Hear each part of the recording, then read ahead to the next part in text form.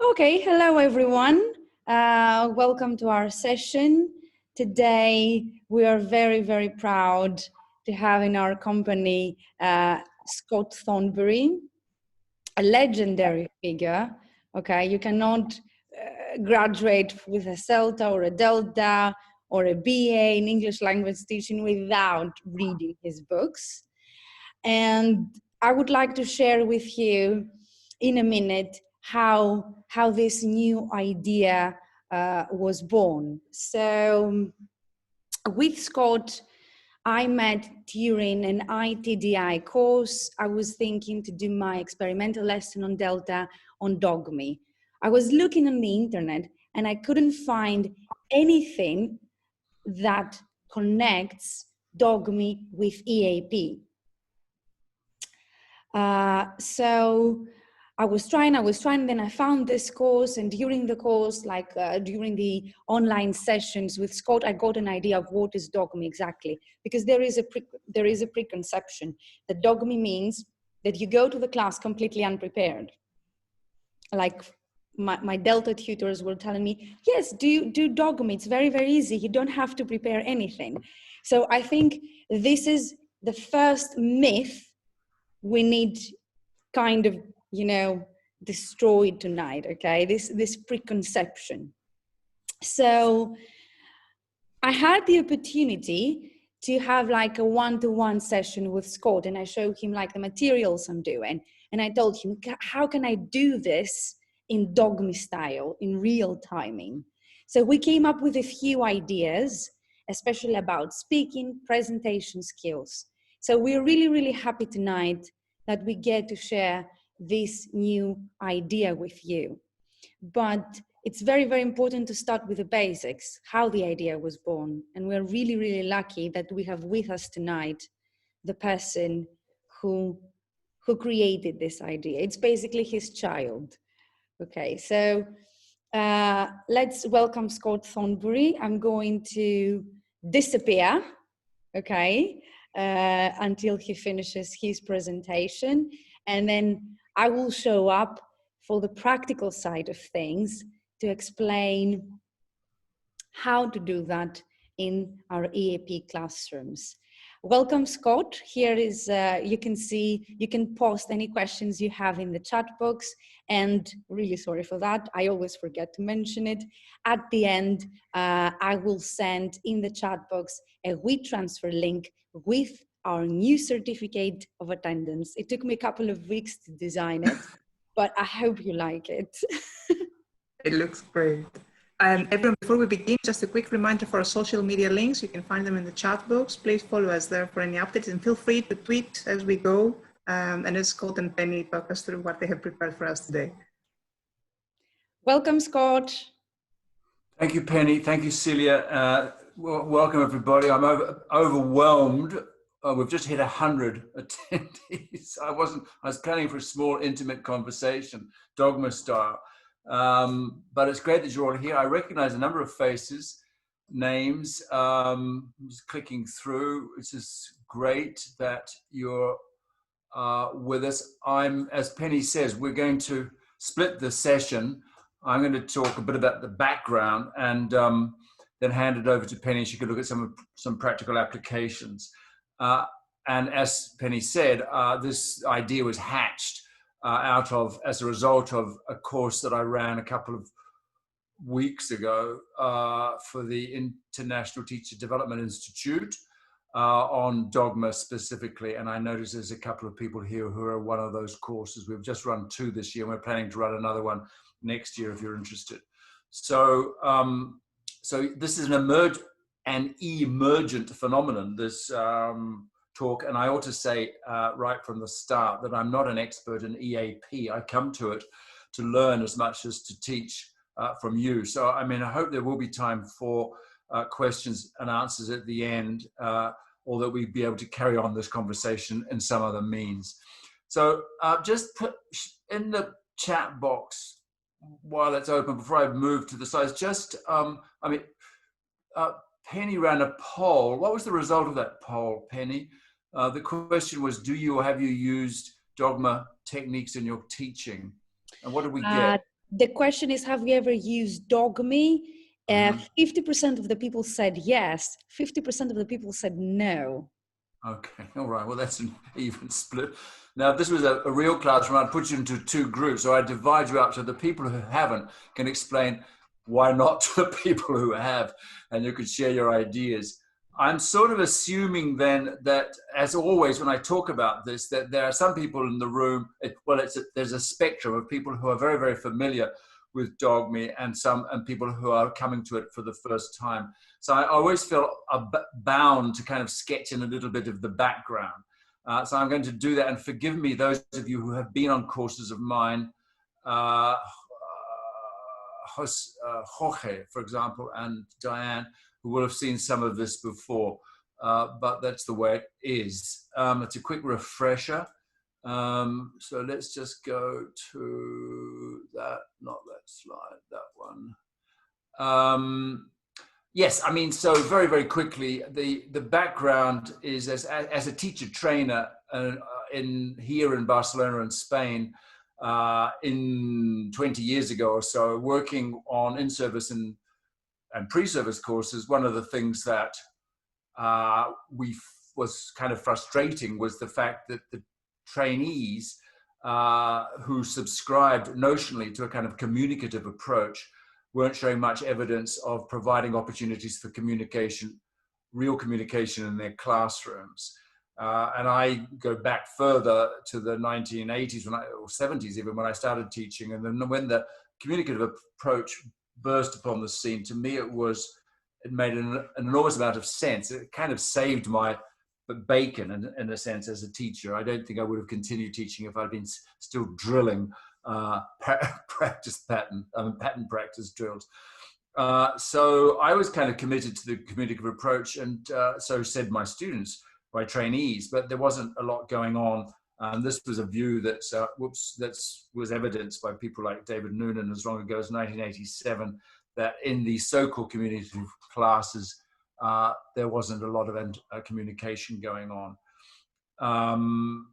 Now, we're not talking about spoken communication either, necessarily. We're talking about communication in every sense of the word, and all related to all four skills. And another couple of writers around about the same time also made the same point, that in spite of the trendy jargon, that is to say the communicative jargon of the time, very little is actually communicated in the classroom, and they go into specifics, saying that learners do not find room to speak as themselves, to use language and communicative encounters, to create text, to stimulate responses from fellow learners, or to find solutions to relevant problems. Now, I'm going to sort of hold that for a second, because I think those criteria that they enumerate there are important, not just for communicative teachers, but I would argue for teachers of specialized English or specific English or academic English too. Learners do not find room to speak as themselves. I mean, learners, whatever their needs for English, will at some point need to speak and write as themselves. And they will need to use language and communicative encounters, even if it's a specific register, like an academic register. And they will definitely need to create text if they're in an academic context, and to stimulate responses from fellow users of the language, and to find solutions to relevant problems, which after all is what academia is all about. So this sort of nails it for me, that if they're not doing this in the classroom, there's something missing. And so it was because of that that I set out to redress this lack, and identified. I didn't identify this. I mean, everybody knows in any classroom anywhere, there are these kind of three axes, if you like, of the teacher, learners, and the materials. And that traditionally, at least, the transfer or the transmission vector, if you like, is from the teacher via the materials to the learners. So, your classic old-fashioned classroom, the teacher comes and says, okay, everybody open your books, turn to page 56. What's the answer to number 1? Jorge, and off we go. And so what we were trying to do is not to dispense with materials at all necessarily, but to open up that route, the direct route, if you like, as opposed to the scenic route, between the teacher and the learners, and of course between the learners themselves. And to do this, it seemed one way of doing that was to be rather draconian in our training and remove the materials, or remove some of them, or insist that the materials be kept to a minimum, and that the materials that teachers are going to use in their classes are appropriate, relevant, and exploited maximally for their affordances, their linguistic affordances and their skills affordances. Now, about the same time, those of you who've got a long memory or interested in cinema will remember that there was a film movement called the Dogma 1995 movement, started by a bunch of Scandinavians who decided to, what they called, mount a rescue mission for cinema and to retrieve cinema from the clutches of the big budget Hollywood special effects kinds of movies of the time, then, and of course of now.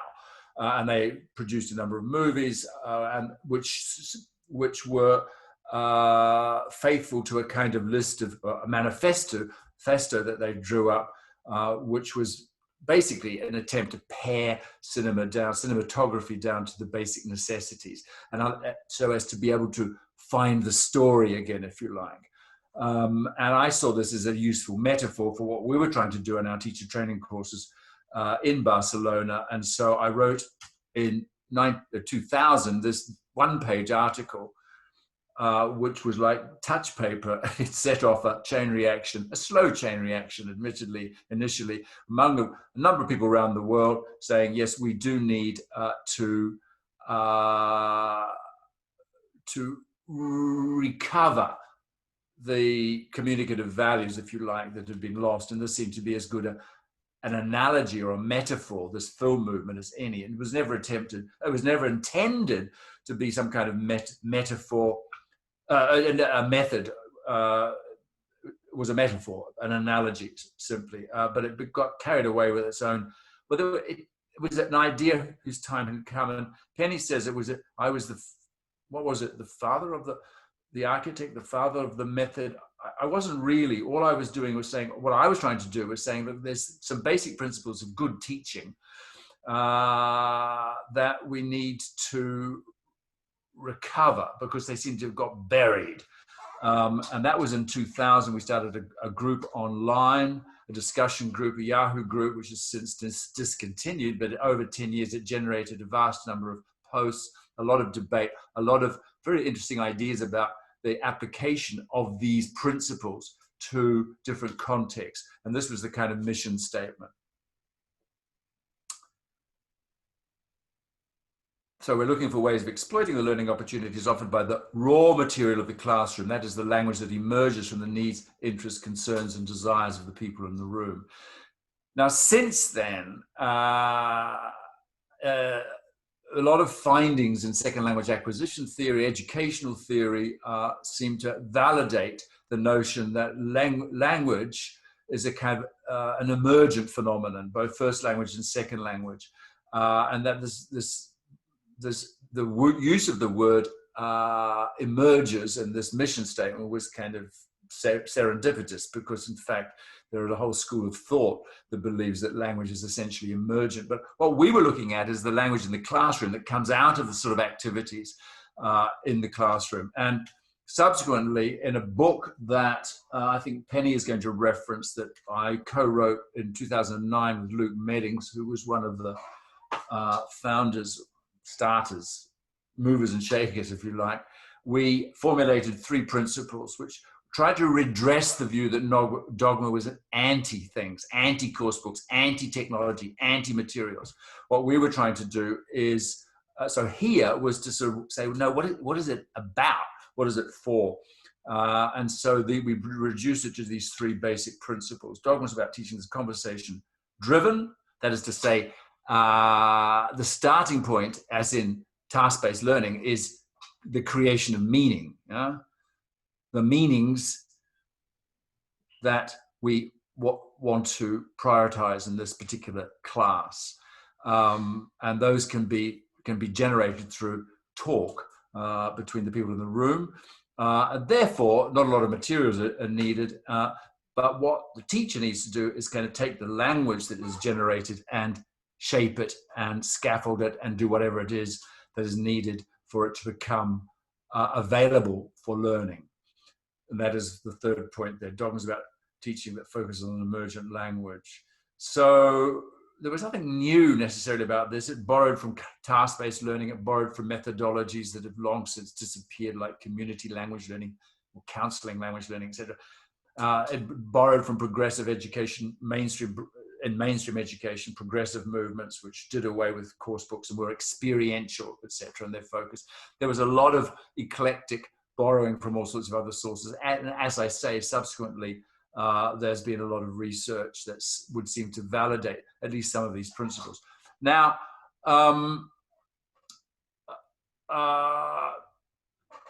as I've mentioned on the courses I've just been running, I'm a little bit ashamed of this dogma is about teaching that is conversation driven, because it would seem to imply that it's all about spoken language. And of course, it's not. And this is why I would now rephrase that as teaching is about, dogma is about teaching that is either text driven or discourse driven, whatever you prefer, which of those terms. But when I say text driven or when I say discourse driven, I'm talking about spoken discourse.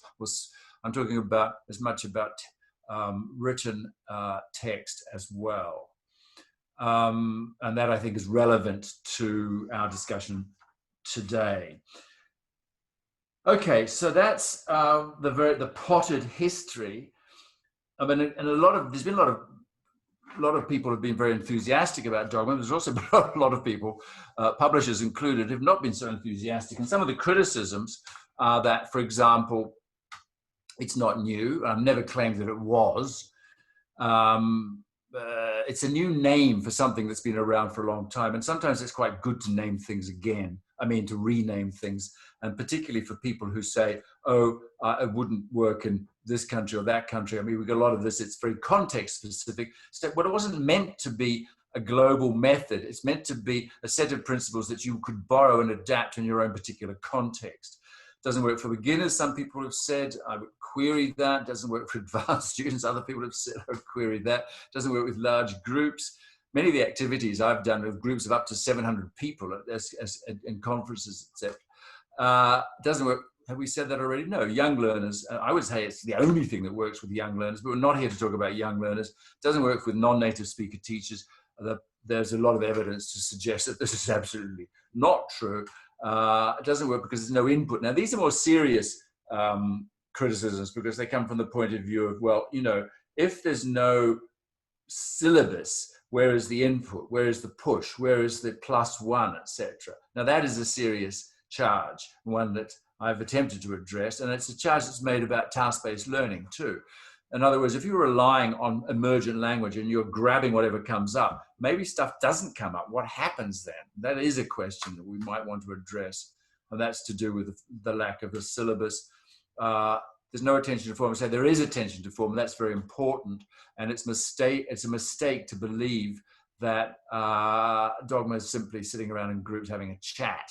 No, there is attention to form, and that's the teacher's job, but it's a reactive attention to form. It's not a proactive or preemptive attention to form. It's not, today we're going to do the present perfect continuous because it's on the syllabus, whether you like it or not, whether you need it or not, whether you're ready or not. No, we're going to do an activity, a task, out of which perhaps the present perfect continuous will emerge, but there's no guarantee that it will. Just as in task-based learning, you can't wait. You can weight the dice, but you can't guarantee that what you want will come up necessarily. Although experienced teachers are pretty good at getting what they want. It doesn't teach literacy because it's focused on spoken language. Well, I've tried to disprove that. And finally, of course, it doesn't teach EAP, and that's why we're here today. So that's what I want to address. Now, I'm just going to open the chat because I've been ignoring it. To see what kind of questions are floating around. There is one question. Do you need to be an experienced teacher for Dogme? Well, that's another one I could have, if I'd squeezed it on this list, doesn't work with inexperienced teachers. I would say not necessarily. I think teachers can be trained to work with, to respond to emergent language in the classroom. It's harder, I think, because you know less about language, particularly if you're a native speaker teacher, because you can't, you know, it requires a degree of spontaneity. But I would argue that a lot of activities, in fact, a lot of the activities in this book are very, very structured.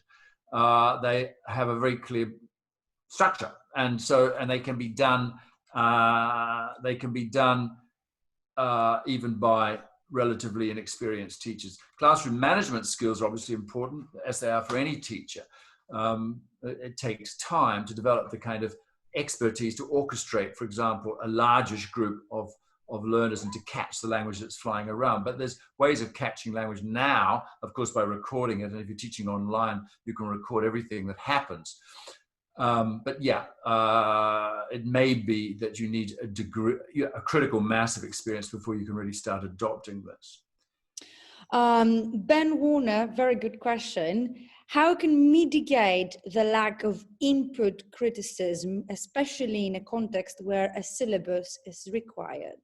Yeah, wow, okay, fine. Now, I will sort of address that now, but tangentially, as I take up the last point, which I do want to address because I feel like I want to talk about EAP, because that's why I'm here.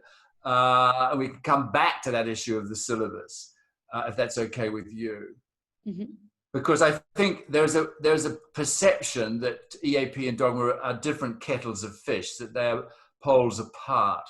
Or if there is any overlap, it's minimal. And what I'm attempting to suggest is that no, there is more overlap. There can be more overlap than is perhaps given credit for. And I don't mean just EAP, but any kind of specific program, ESP, English for legal purposes or English for technical purposes or English for... And in fact, I would say that in many ways, the overlap is more in programs like this than there is with general English. Garth Jones from Coventry University is asking, do you think Dogme and Corpus tools work well together? Okay, let me put that one aside because it's a little bit off the tangent, because it does have an impact though on EAP. Let me just address this issue, EAP, before we get on to all the other stuff, because there's an awful lot we could talk about.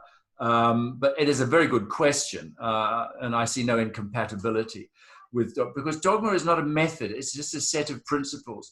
I keep coming back to this: sound principles, which are basically grounded in communicative methodology, and can apply just as you can have communicative EAP and non-communicative EAP. You're going to have dogmatic EAP and non-dogmatic EAP. So let's look at the common ground before we look at these other issues. And this is what I suggest, if it isn't now the common ground, it could be, it has the potential to be the common ground. Now, primarily, first and foremost, the one thing that Dogma and EAP obviously share is that they are needs focused. Yeah, or needs driven. That is to say, the learner's needs, desires, in that mission statement, the starting point is where what the learner's needs are. The learner's immediate needs and the learner's longer term needs in terms of their academic studies or whatever. And one way, of course, of doing this traditionally is doing some kind of needs analysis. But it's not just about their long-term needs either. It's about their midterm and also their immediate needs in this immediate situation. And related to that, then if it's the learner's needs are prioritized, then the learners should have some say in sourcing the content of the classes, the texts, for example, even the tasks, certainly the genres of text that they anticipate having to engage with. Now, of course, they don't necessarily know that, but that can be a negotiated process where the learners are sent out to find the kind of text that they will be likely using in their course of study or whatever. So that seems to me very consistent with the view of Dogma, not starting from a course book or today we're going to do the present perfect continuous because it's in the course book, but no, let's source the content based on your needs. And to do this collaboratively, I think is a principle of any kind of non-transmissive education, so that we're not looking at the teachers being the fount of all wisdom, but that the learners themselves can collaborate to solve tasks, to solve problems, etc., using the target language. And this is consistent with the view that, as Michael Breen said long ago, the language that I learn in the classroom is a collaborative product generated by the people in the room. The teacher, of course, has some say, but the language people learn doesn't necessarily come from the course book or the teacher. And then I think very also common to EAP and Dogma is the notion of a broadband syllabus as opposed to a narrowband syllabus. A narrowband syllabus is one that is like, today we're going to do the present perfect continuous or the third condition or whatever, or today we're going to do discourse markers, or today we're going to do like itty bitty little bits of English that have, or language that have been pre-selected. Now, what's wrong with that? Well, because how do you know that that's what the learners are ready for, what they need, what they don't already know, they haven't already done, etc. Whereas a broadband syllabus takes a much broader view of language and looks at whole tasks or genres and say, today we're going to do writing instructional, writing instructions. Now that's a big thing because it accommodates all sorts of areas of language, vocabulary, grammar, cohesive devices, etc. And it allows, therefore, all learners in the class to at least contribute something. That is to say, it caters better for the diversity that you're going to find in any classroom that you can't filter out. However much we would like to have all the learners exactly the same, they're never going to be. A broadband syllabus of tasks, of genres, if you like, accommodates that variety. So a task-based syllabus would seem to be consistent with EAP and with Dogma. And also the notion of a, related to task-based syllabus, of a negotiated curriculum. It comes back to the needs focus again, that if you're negotiating it, the goals of the curriculum, and not just the linguistic goals or the skills goals, but the process itself, what students want to do, what activities they want to do, etc. If this is in a constant state of discussion, then there's much better chance that their needs, both their needs and their styles, their preferences, their dispositions, whatever you want to call them, are going to be met. And then I think, I don't know whether you're aware of this notion of at the point of need feedback. There's a book, a wonderful book on teaching academic writing. Well, not just academic writing, but a lot of it is for academic purposes. It came out in the 1990s called At the Point of Need by Murray Wilson Nelson. And this is based on her experience of running writing workshops, small workshops with writers where the teachers provided, so that students were set to write anything they wanted and the teachers provided help at the point of need. So it's this notion then that language, you get a lot of language out, and then where the learners are struggling, that you give them that kind of scaffolded help at the point of need. And this can be done obviously very easily in a one-to-one class. It's logistically more demanding in a large class, but it's not impossible, and nor is it possible in online classes. I can come back to that point if we need be. And then finally, like any good teaching, it's situated in its particular immediate context, and it's situated in the larger context of the culture, the institution, the university, or whatever it is that the learners are in and where the learning is taking place. And that notion of situated learning, of course, comes from this book, again, another 1990s book, the notion that the curriculum needs to be situated in the world. And I think that's true of EAP as anything. The world being maybe the academic world, but not just the academic world, perhaps. And then this is where captures that a learning curriculum is essentially situated as not something that can be considered in isolation. A learning curriculum is thus characteristic of community. There's this notion of creating these small communities of practice in the classroom. And one way of doing that, of creating a community, is acknowledging the needs, desires, and dispositions of the learners.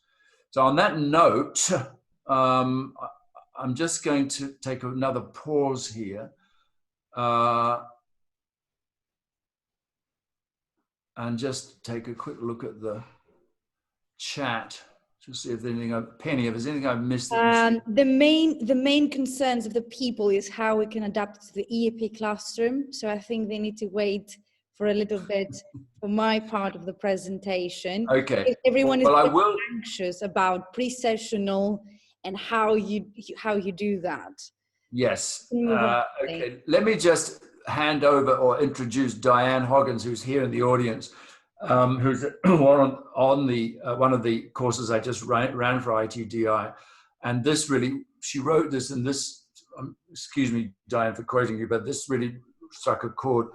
And I think she said, and says, I think many teachers think of Dogma as most suitable for general English context, but I'm now Diane is, correct me if I'm wrong, Diane, but I put you down as an EAP teacher. I'm now constantly feeling good about incorporating activities and the principle of Dogma throughout my lessons and when decisions during the lesson need to be made. And she goes on how I think there's room for more research on Dogma and academic English and for raising the profile of Dogma and its usefulness in this context. There are so many unimaginative books of academic English on the market. It would be great if someone rewrote Teaching Unplugged for academic context. And Diane subsequently in communication, we mentioned the fact that a number of activities that she's used in the EAP context from this book, and also underscored the fact that EAP is not all about teaching writing. That's also, obviously, there are oral skills involved in being an academic or being a student as much as literacy skills. Diane, I know that you're there, and you're probably asking to say something. I don't want to cut too much into Penny's time, but maybe if you want to say something towards the end. Absolutely. Diane, if you're here, you can unmute yourself and you can talk to us. We will be happy to listen to you.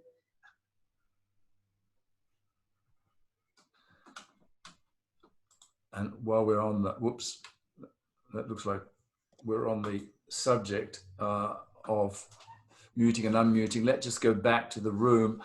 Diane, I didn't want to put you on the spot there, but we'll come back, I think. Hopefully there's some time at the end. I think people are dying to get down to the practicalities. So all I've attempted to do is say, I think there's common ground. And I'm quoting Diane as my sort of witness here, my first witness. I'm going to hand over to Penny now, and I'll be here, and we'll come back for questions and answers as soon as we can. So Penny, over to you. Thank you very much, Scott. Let's go and create some history tonight, because I had the same idea, especially when my Delta tutors were saying to me, go and do Dogme, and you need to go completely unprepared to the classroom.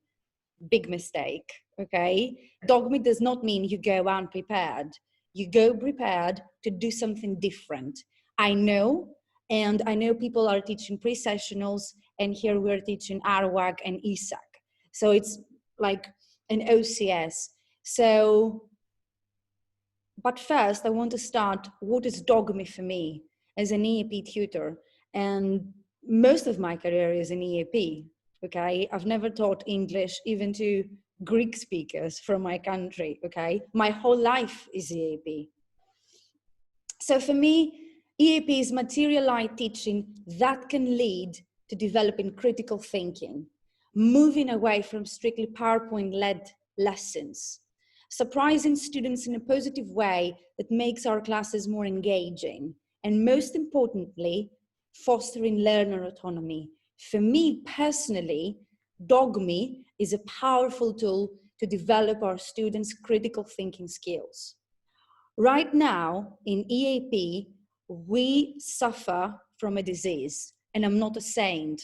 I'm suffering from this disease sometimes. I know. You wake up in the morning and you need to go and you need to teach paraphrasing, and you need to go into the classroom and you need to follow a very specific syllabus because they need to submit their essays. They need to go and present. But right now in EAP, we don't teach student-centered or teacher-centered lessons. We teach PPT-led sessions. Because of my Delta, I had the chance, to observe other people's classes like an EAP. And I'm doing that sometimes, especially when I'm tired, but scrolling down a PowerPoint is not teaching. Reading out of a slide is not teaching. So we can use Dogme. We cannot create a whole session Dogme style, but we can take bits and pieces of it, and we can make it actually not, unprepared or, I don't know, a chaotic situation in the classroom, but something that will help learners think. So let's start with speaking and presentation skills. Let me look for a few moments the chat box. I hope you don't hate me for the things I'm saying. I'm suffering from these diseases most of the time, but PowerPoint is something that we all use in the AP classroom. And I don't know, the last year, I'm trying to avoid it as much as possible. I'm trying to have it as a point of reference. So, and this is something I've encountered in many universities, like in all the universities I've worked in my life. So let's begin with speaking and presentation skills. So Dogme can be used at the beginning of the lesson. Any lesson, reading and writing or listening or speaking or presentation skills. It depends on what kind, like how your university has arranged these sessions. Oops.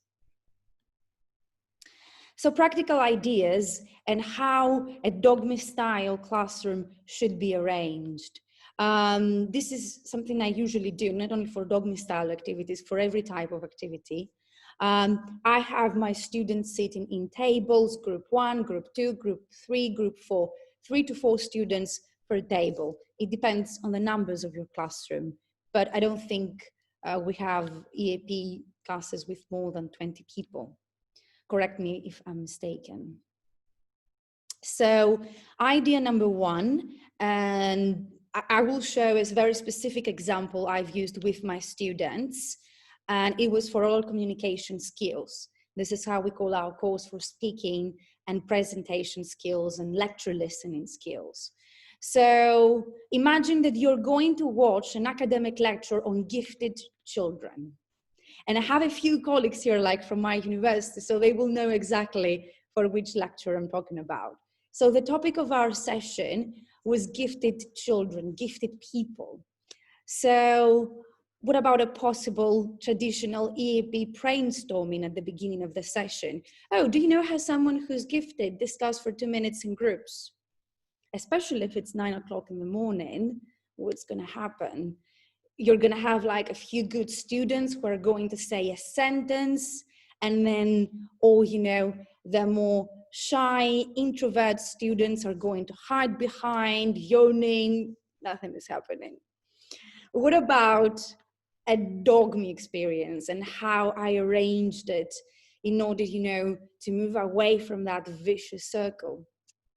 So in groups, I told them, stay in your groups, find one scientist who was very, very gifted, for example, like Tesla. Look for information on Google, specifically on Google, because it's in English. Anything about him or her, his childhood, and then post a picture, a video, and a short bio in this Padlet. At the end of this process, one member of your group is going to present this gifted scientist in class. For example, it depends on your students and the kind of relationship you have with them. I usually like this idea which I learned from another colleague who has given a webinar, Lola Knowles. Assign a table leader, someone who's going to be responsible for this project. And maybe he's going to be the person responsible to present at the end. Or they can do it themselves. If you think that they're capable enough, they can arrange the whole thing on their own. And then you step back, you just monitor. Time 10 to 15 minutes to prepare that. Important tip, you don't interfere. I'll tell you the truth. At the beginning, the idea of sitting behind, just monitoring, but monitoring in a discreet way, was very difficult for me. I was feeling that I'm losing control.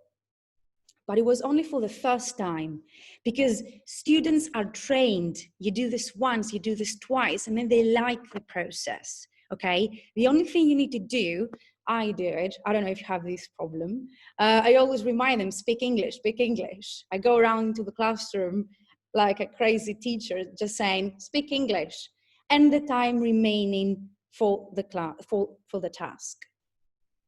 The outcomes, learner autonomy, research skills, they actually need to go to Google and find something. Presentation skills.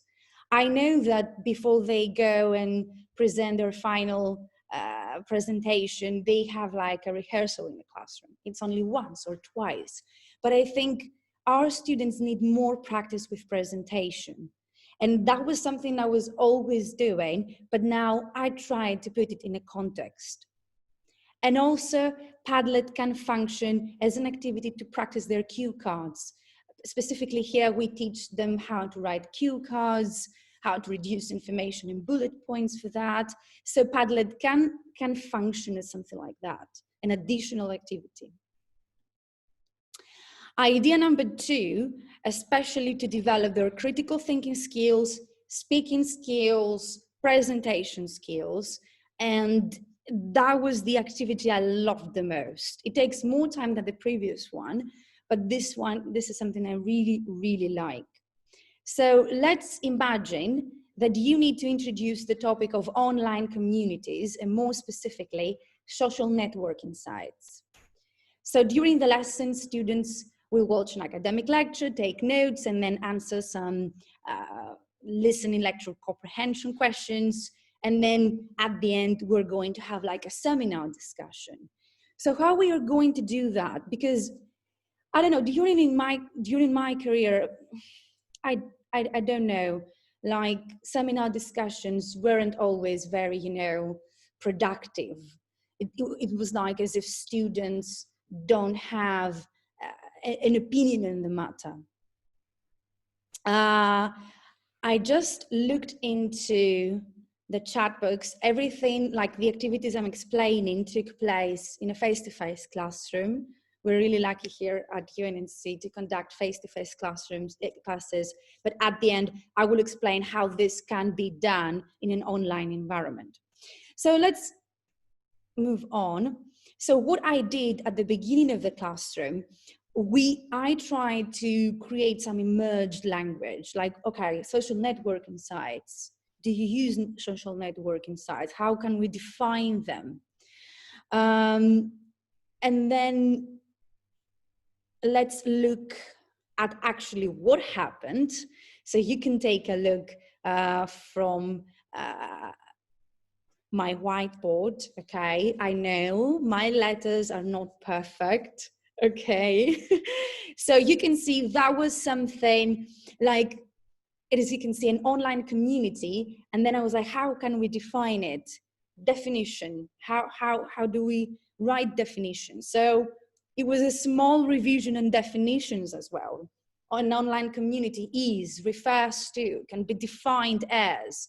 And then through the conversation, we were trying like to find out aspects of online communities, advantages, disadvantages, the overall experience, favorite apps, because that, like these activities took place in multiple fields: computer science, international communication, maths, and believe it or not, the most successful one was the maths. like mathematics students who were very, very talkative. And I introduced to them this collocation, digital detox. I always urge them to take some time off their computers. So how we can do that?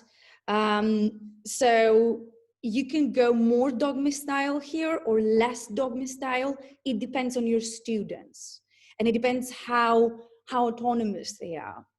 So the tutor can assign an aspect in each group, or let the students decide which group they want to work on.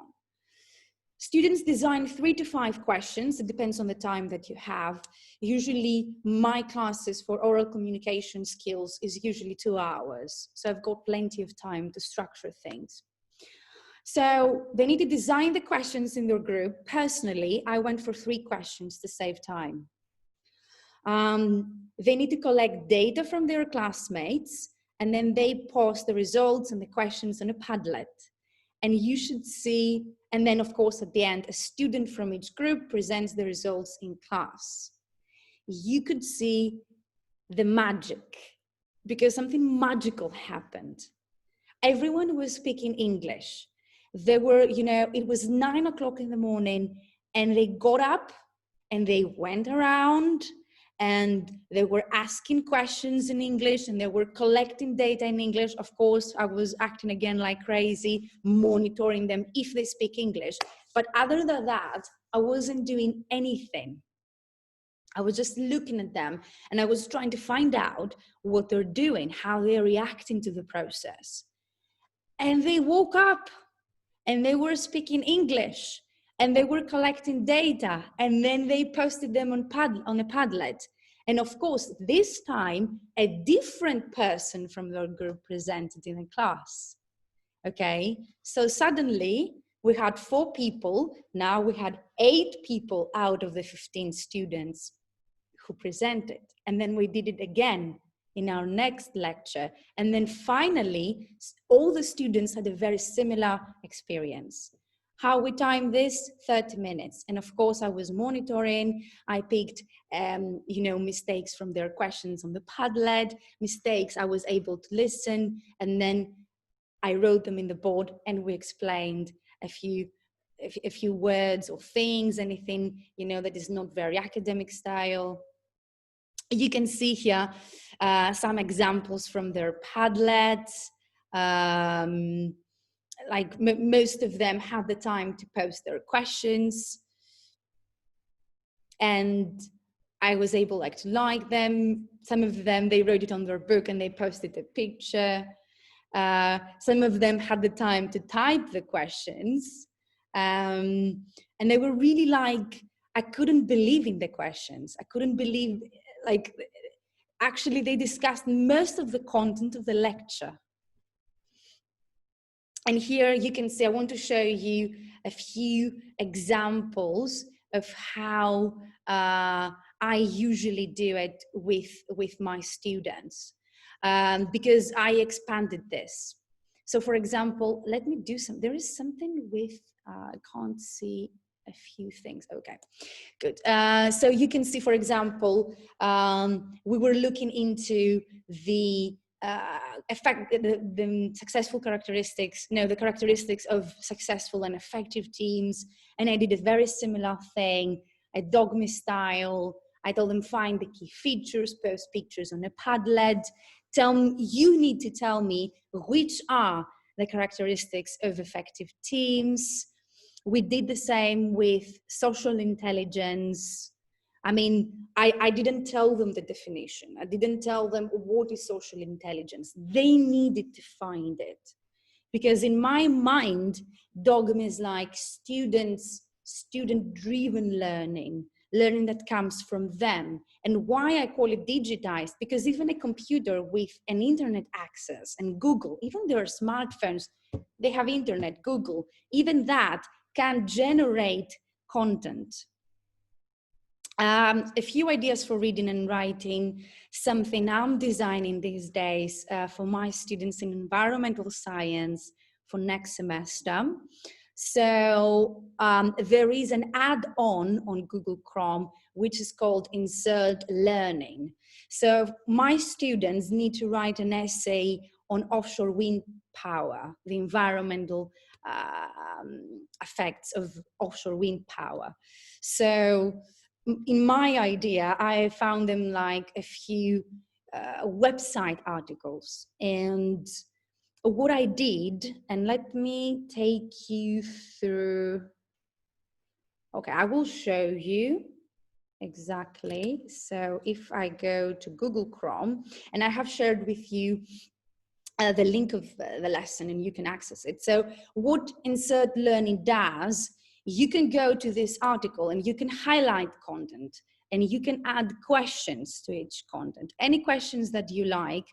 I'm mostly, sharing is paused. Let me share again. Google Chrome. Okay, I will share again. So, you can highlight text, you can add questions, and I think Dogme in reading and writing, especially reading, can be applied to genre analysis. So in the first lesson, what I'm going to do, this is something I haven't tested in class yet. This is something I am planning to do. So they can read this article, they can answer the questions, and the next time in class, they need to find a similar website article about offshore wind power, and they need to generate the questions. This is what I will try to do anyway. So let's go back to my PowerPoint.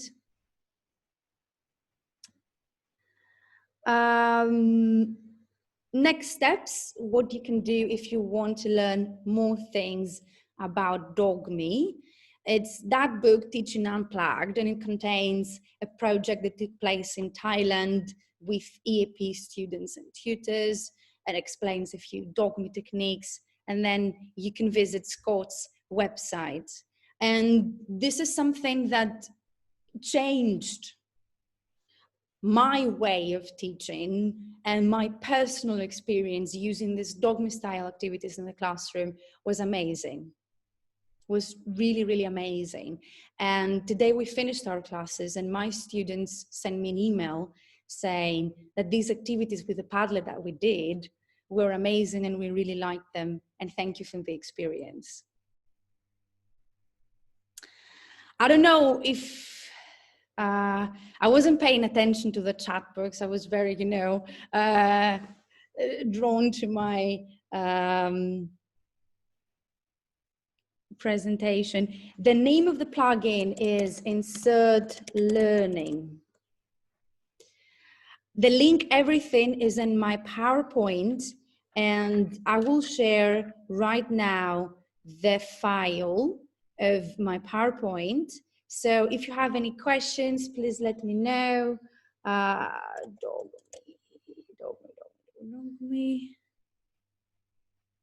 Dogme webinar. Oh, something is wrong with.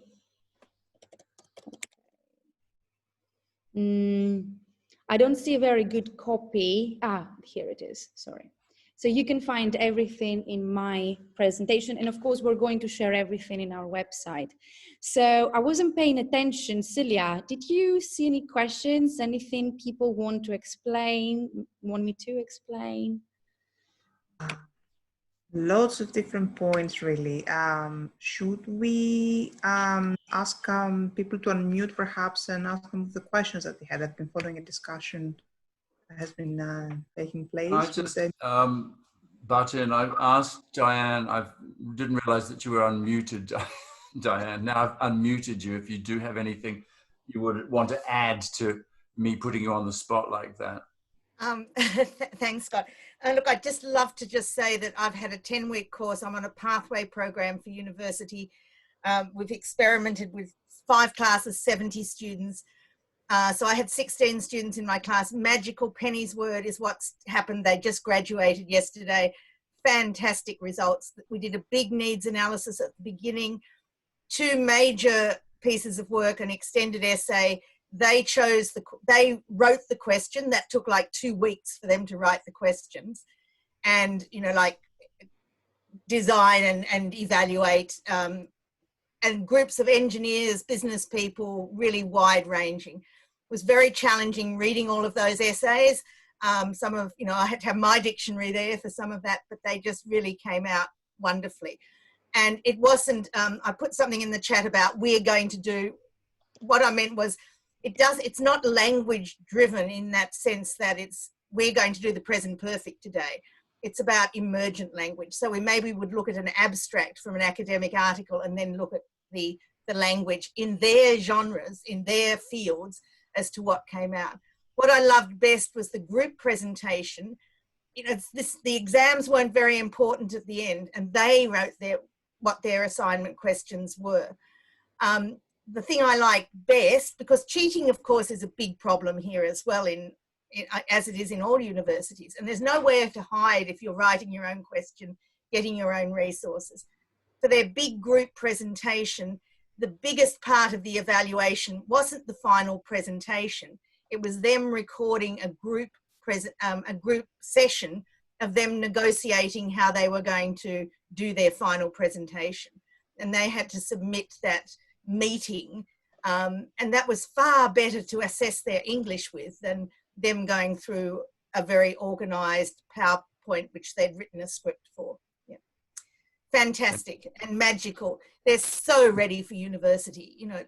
Often I'd be biting my fingernails about sending them off into the wild, but they're just so ready. Yeah. It's fantastic. Dogma EAP is just fantastic. I think it's, and I'm not sure. I mean, I don't know quite if it fits in how much exactly, and I wasn't sure whether you'd actually call it that. And the person who's, people I'm working with sort of are going, oh no, Dogme, but I think that's exactly what it is. Would you think that I'm on track there, Scott? Yeah, I mean, I think, and it's come up in the discussion, I noticed flying by questions, isn't this task-based learning, isn't this, and it is. I mean, because there was never a sense that Dogma was somehow separated off from other mainstream methodologies which were learner-centered. I mean, and that's the bottom line, that the learner-centeredness, however you can interpret it in your particular context. Now, obviously, there are institutional constraints. There are syllabuses, there's course books that are imposed. There are exams and so on. And no teacher in the world has complete freedom, or very few are lucky enough to have complete freedom to design their own curriculum. So what we do is we make space for learners where we can. But I think it's equally possible to do this, not just in general English classes, but in EAP or ESP classes as well. And Diane, that sounds like a good example of what Penny was describing, ways of involving the learners in accessing, resourcing the lesson, finding the text for the lesson themselves. And of course, now with the internet, I mean, much more so than in 2000, when I first wrote that article, there's much more availability, of course, of text in English. I just want to also shout out, somebody mentioned in the chat program, the academic reading circles. Tyson Seburn's lovely little book borrows the idea of reading circles from literature, where learners have the same text, and they come at it from different perspectives. So one is the summarizer, one is the visualizer, one is the highlighter, one is the contextualizer, etc.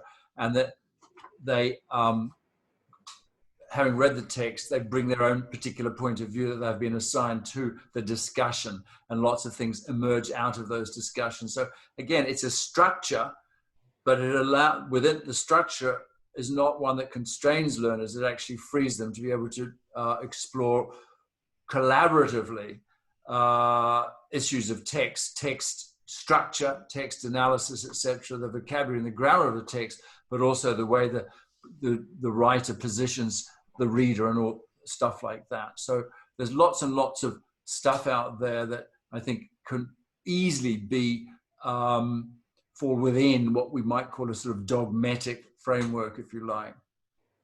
Someone was asking in the chat box something very, very interesting. Would it be domicile for the students to choose their own titles? And from my experience, when I was working with the University College London during the pre-sessional, the students had to choose their own titles coming from their own fields. So in the same classroom, we had engineers, business school students, doctors, anything, and they had to choose their own title. And I think that's Dogme enough. What do you think, Scott? I mean, all the students, all EAP students, especially during the intensive summer courses, usually universities give them the title of the essay to, okay, so at University College London, they choose a different perspective, and the student chooses the topic of his essay according to their field. And it was one of the amazing experience. Actually, you know, as a tutor, I don't like marking, okay? But I liked marking in that context because every essay was a new story, a new context. And it was very, very interesting because I had the opportunity to learn things as well. And now I think, Scott, we need to ask a very crucial question, how we do that in an online context. And I think now both Zoom and Teams offer the opportunity of breakout rooms. So you could do that in a breakout room, having them working in pairs and creating things and then reporting back to you and having someone presenting the findings on the screen. And I think it's going to be a really nice opportunity for them to actually unmute themselves and turn on the camera and really share what they've learned with their classmates. Yeah, no, I mean, that one of the things that came up in the course that I've just run was the compatibility or not of Dogma principles with an online environment. And I think the general agreement that a lot of the basic interactive potential is there. And as you say, the use of breakout rooms, etc. And even without having to go outside of Zoom, for example, there's probably enough functionality to do those three things that we started, those three principles I first mentioned, that text-driven or discourse-driven lessons, where, coming back to your point, where learners have a degree of choice in terms of topics, tasks, titles, and then therefore not a great necessity to bring in loads of extra material, or certainly not for the teacher to bring in loads of extra material, and then focusing on the language that emerges out of those tasks. And that, I mean, you know, even very simple interactions that are happening like right now here on a chat can be saved and be available for the teacher to go back and do any kind of, you know, highlighting of key points or whatever between lessons, again, which also saves the teacher of the need to be spontaneous because everything is recorded. So it's quite a lot of work to do between lessons, but it's there. There's a lot of text generated and captured now, which didn't used to be the case in face-to-face classrooms. I mean, in EAP classes, sometimes we lose the spontaneity, the humor, you know. For example, I always like to do that. Like, to me, even if they say a sentence in English, it's a victory. For example, I always ask my students, how are you? How was your weekend? A student once said, I went to my hometown. Oh, nice. Why did you go to your hometown? My sister was getting married. And then someone asked something and I let them talk about the topic for 3 minutes, no more than that, okay? It was 9 o'clock in the morning. We were supposed to start 9 o'clock and they discussed about that until 9:03. And it was like a very good warm-up. They spoke English. I don't know, maybe it's something I am dealing with my Chinese students, but it's very, very difficult to get them to speak. And I think personalizing the EAP classroom, because sometimes there is distance, okay? Be more approachable and ask them, how are you today? Did you sleep last night enough? Or were you playing computer games all night? I have computer science students, so it's a very common question that I make every morning as I see them yawning, okay? My main point for them is to wake up. But no, Rachel Ford, no, not everyone is doing that. No, because like as teachers, because we do something, it doesn't mean that other teachers are doing it. Okay? And sometimes we need to go back to the basics and remind people the principles of teaching, respecting your students and caring for them. I don't take anything for granted, and anything for granted in this life. Sometimes we need to go back and remind people the bottom line, having an interaction with them. Before we finish, is there anything that has to be said? If you want to put it into the chat now, I've got my eye on it. I think it's time for me to share the certificate of attendance. If everyone, like, you know, has other meetings to go. Oliver is asking about the student perspective. I had like a small survey with my students. They really liked it. I mean, you could see the smiles in their faces. You can see how excited they are when they are involved. I love that. I love that. And guys, you know, I don't like, you know, attending webinars where everyone, you know, is talking and explaining, you know, theoretical activities. So really trying today to give you back something practical. I'll keep sharing the WeTransfer link.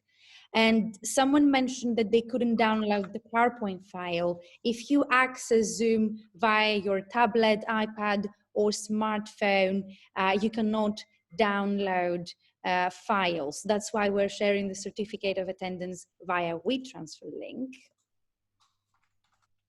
What's your question, Martin?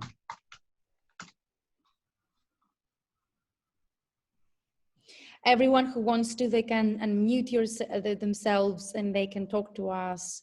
No, they can't, Penny. We have to unmute them. They can't? Okay, let me go to security. And now you can unmute yourselves.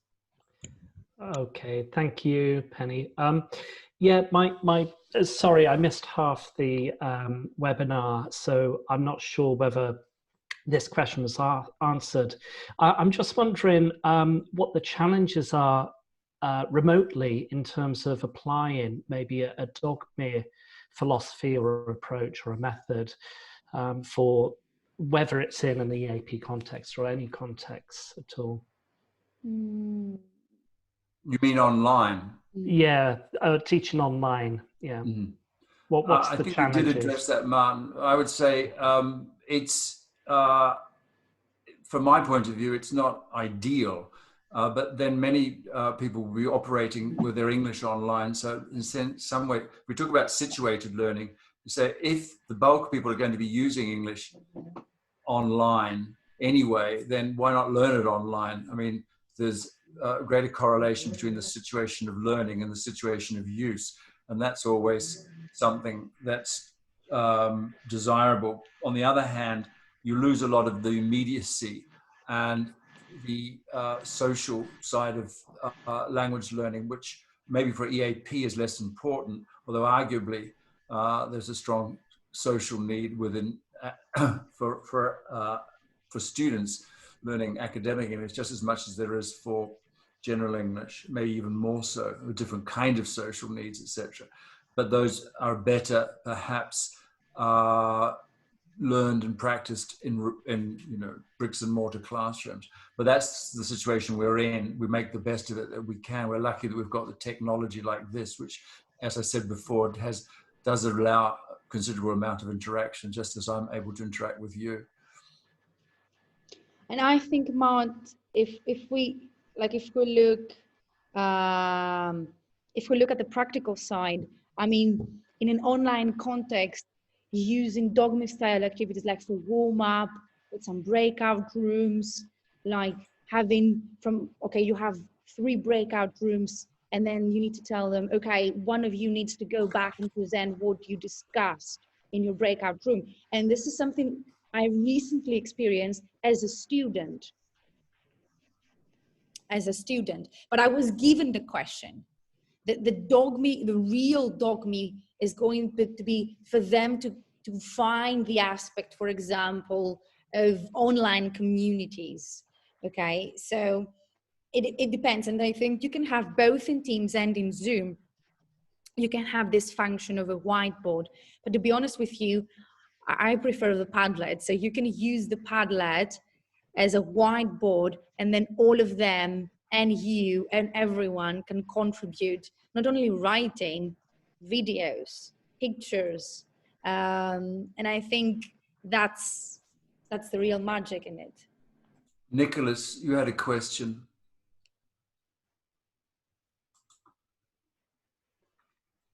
Is he there?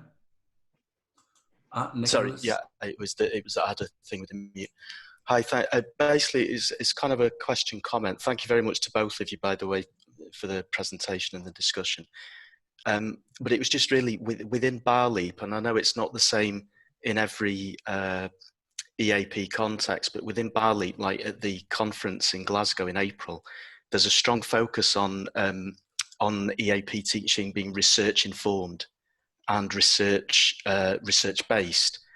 And I think potentially that's, I don't know, I just wonder that, to me, that seems perhaps to create a minor issue for Dogme, or trying to embrace Dogme within EAP, because in terms of the basic principles that you illustrated in your graph, the overlap between Dogme and EAP, I would absolutely agree, as Dogme being a kind of a very strongly communicative, meaning focused or discourse driven approach. But at the same time, it's that the overlap, because in a way you were saying that Dogme in a way was trying to recover something that had kind of been lost in a way from an earlier period. And although you've said, yes, it was kind of fortuitous in retrospect that some of the things that Dogme's done, like the emergent kind of language, Diane Larson Freeman and all this kind of thing. But still that question, I'm just wondering about the tension there between, or a potential tension between EAP practice, where there's a certain amount of pressure, I feel, within, at least within BALEAP, I can't speak for other countries, but at least within BALEAP, that it should be research informed and research practiced rather than, in a sense, experience informed or experience led, which in some ways, and I think that creates a tension between the practitioner on the one side, which I think Dogme is more favorable towards, but on the other, kind of a strong adherence to applied linguistics kind of research. So sorry, I know it started as a question and it's become a comment, so I apologize for that. But that is just basically, I think my question then is, how do you reconcile all those two sides of it? That, like, as a teacher, we are practitioners still, and that practitioners is a sense based in practice, but there's a pressure on the other hand from within the institution to make our teaching research informed and research led, which I think in a way potentially takes it away from that practitioner focus. Mm-hmm. So I think that makes sense, hopefully. Yeah, as I read you, Nicholas, I think that obviously there's tensions, as I said before, and constraints within institutions. I don't think it's incompatible that the idea that the teacher as practitioner is incompatible with the idea of the teacher as, or that teaching as being research or evidence-based. I'm not sure if that's what you're saying, or that the teacher is a researcher. And I think actually that's a very Dogma concept. I think because the teacher should be always asking questions and doing ongoing research in the sense of sort of action research, being observant, getting feedback from learners. That whole notion of the negotiated syllabus, after all, is a form of research. I mean, it's simply maintaining a dialogue with the learners so that you are able to more accurately address their needs and interests and learning styles and so on.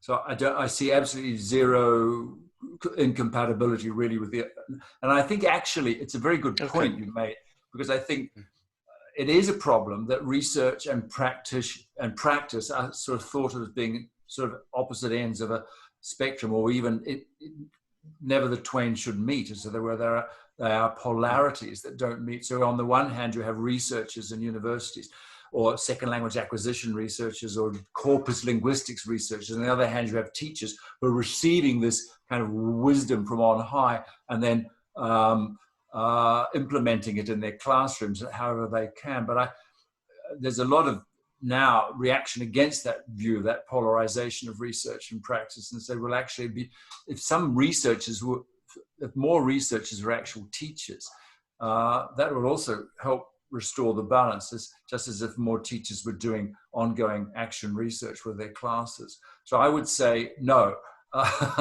Answering your long question with a long answer, that there is, I see, forget dogma. I mean, good teaching is research. Good teaching is listening to the learners. Good teaching is looking at the learners' texts and going through them and analyzing them. And that is a form of research when you implement the results of that kind of error analysis, for example.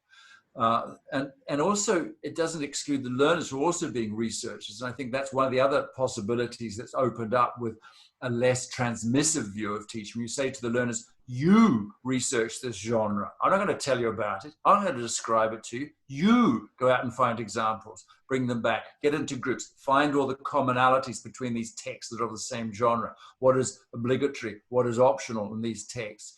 Let's now reconstruct those texts from zero. Let's write our own text within that genre. That's getting the learners to do the research. So I see the whole cycle, reflective cycle of experience, thinking about the experience, theorizing the experience, enacting new plans based on those theories. That's all part of a kind of action research cycle, which everybody can be part of.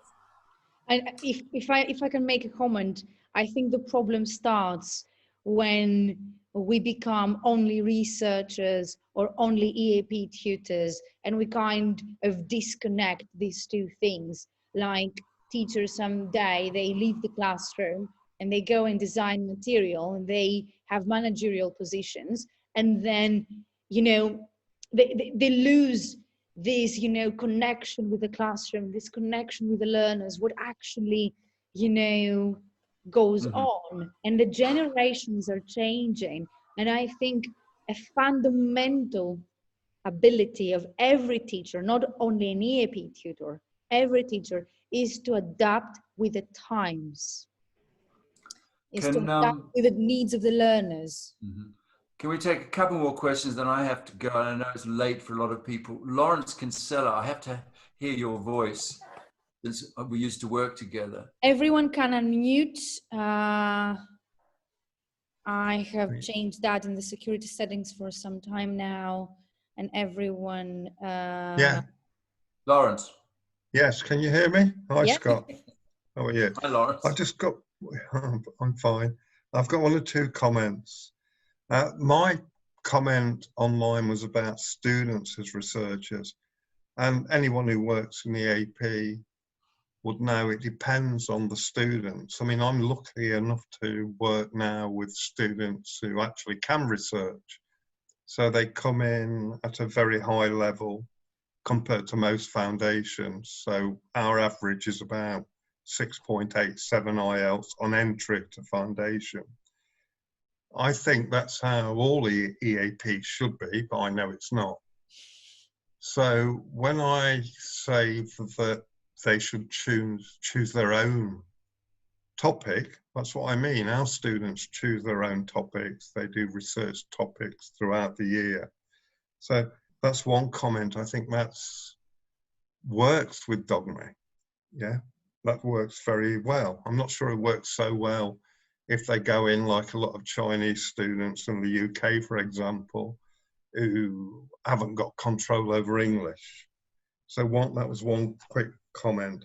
One thing that Penny said earlier was about everything should be in English, and that kept going on.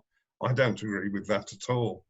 I mean, it's quite useful depending on the students, but if they speak the same language, that they do things in their own language at times.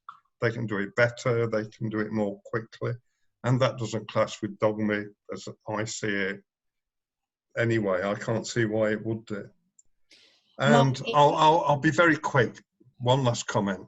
Some of the things on this remind me of the 80s, when people get hold of something and they don't really understand it, like communicative teaching, and they go to extremes and no one knows what they're really talking about. Anyway, I won't go on any further. I'll leave it at that. Thank you, Lawrence. The main reason, Lawrence, why I insist in English is that my students are in China. We are in China. Everyone is Chinese around us. So for them, the only opportunity to actually speak English is that 2 hours in my classroom. That's why I insist in English. Otherwise, like, they move out of the room and they're in China again.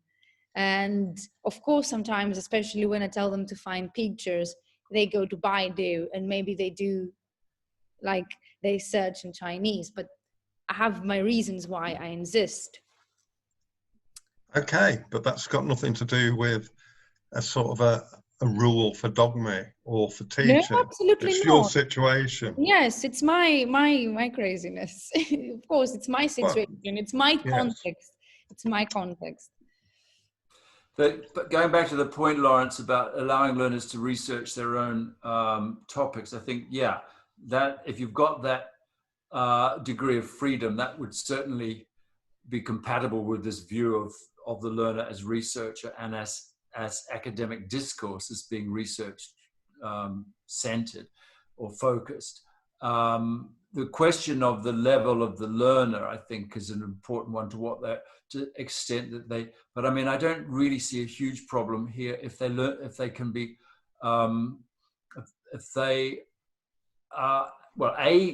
can work collaboratively. So that may be one way of getting around the problem, so that you know, many heads are better than one. And in terms of presenting a project or something, that may be able to do that collaboratively. The other thing is accessing text or tools which make texts more intelligible, so that when, you know, a lot of learners need to be trained to go out into the internet to retrieve text, trained to find the texts that are within their kind of comfort zone, and or know what tools to use to be able to make those texts comprehensible. And this is again where translation software comes in. And I think one of the things we need to be aware of as teachers of general English or English for whatever purpose is that translation software is here to stay, and we perhaps need to show our learners how to use it productively, because it's a fantastic tool.